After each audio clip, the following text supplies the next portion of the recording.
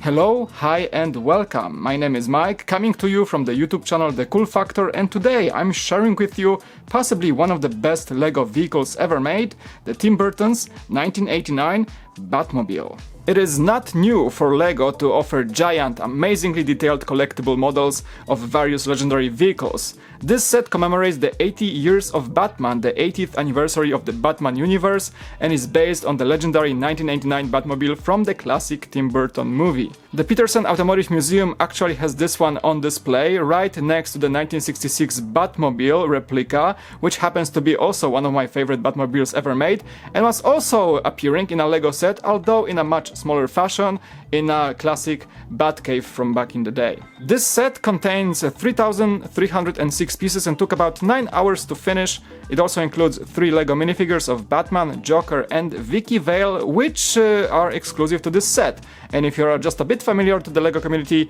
this makes this set and the minifigures alone quite the collector items. The 434-page manual gives you exactly the feeling of this being an exclusive set. Several pages in the beginning of the manual are dedicated to the lore of Batman.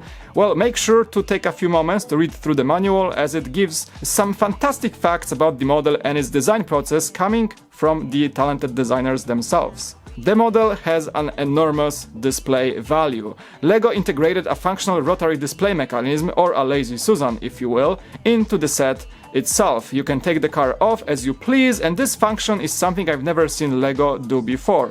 Great for all collectors, of course, and for the display value, and also you get the information plug together with the set, something that always comes with large, highly detailed LEGO models, and the plug itself originates from the large Ultimate Collector series, as they are called, Star Wars sets.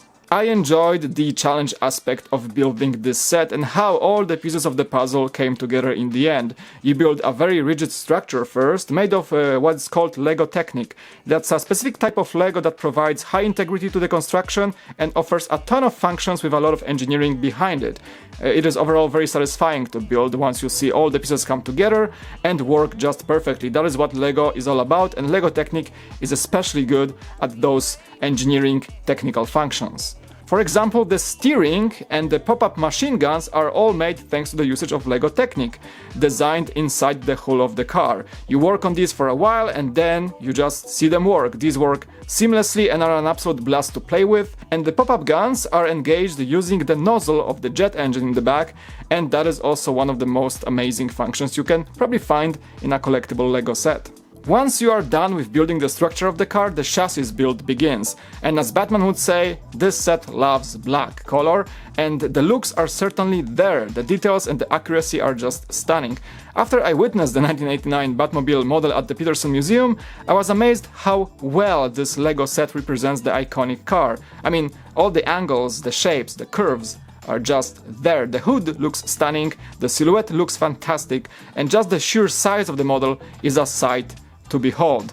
You spend a decent amount of time working on the details, like the pipes on the sides, the enormous air intakes, the rear wings and spoilers and all that stuff, and even for a veteran LEGO builder, the techniques of achieving the desired looks used in this set are very impressive. There are just many wow moments while you build the Batmobile. For example, the way the nozzle in the back is designed, it uses a combination of very unusual pieces and looks nothing like a Lego build. As I mentioned, it also functions as the pop-up function, the trigger for the gun, so that makes it that extra cool. And if you want, you can also stick some Lego fire elements into the nozzle to complete that look of the legendary scene from the Tim Burton movie.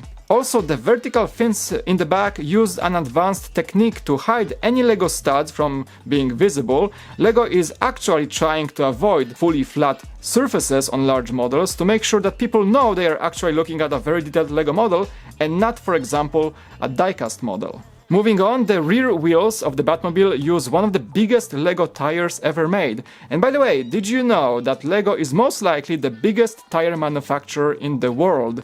According to the data from 2011, Lego produced 318 million tires, while the second place, taken by Bridgestone, produced only 190 million tires. Well, the wheels are topped with custom printed Batman emblems, just like in the real Batmobile. Fun fact for ya.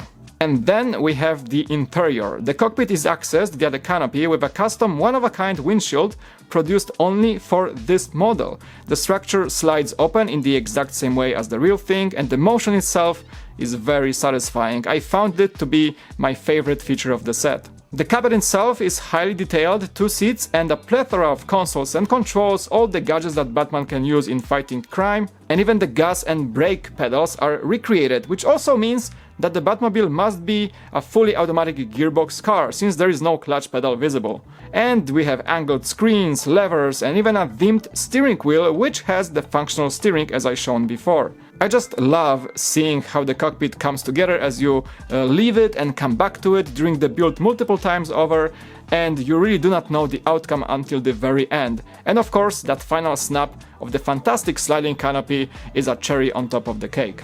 All in all, if you are in the market for a legendary LEGO vehicle, you never had one like this before, the Batmobile is an absolutely fantastic choice. I had a blast building it, there was such an enjoyable experience, and of course thank you to the Petersen Automotive Museum for giving me this opportunity to showcase this. Make sure to check out the real thing on the museum floor, you're gonna love this set even more after your visit, just like I did.